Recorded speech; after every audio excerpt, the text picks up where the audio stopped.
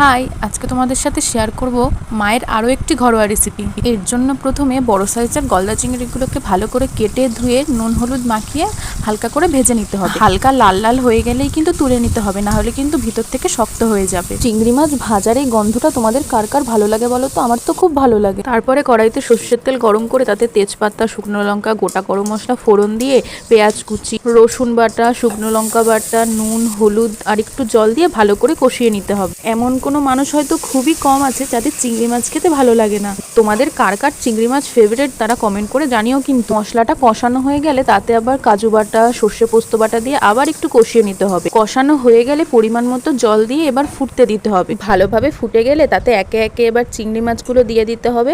তারপরে উপর থেকে গুঁড়ো দুধ গুলিয়ে দিয়ে দিলেই রেডি। মা এটার নাম দিয়েছে কাজু চিংড়ি। খেতে কিন্তু অসাধারণ হয়েছিল। তোমরাও ট্রাই করো, কিন্তু আশা করি ভালো লাগবে। আরো ভালো ভালো রেসিপি দেখতে চ্যানেলটাকে সাবস্ক্রাইব করে রেখো।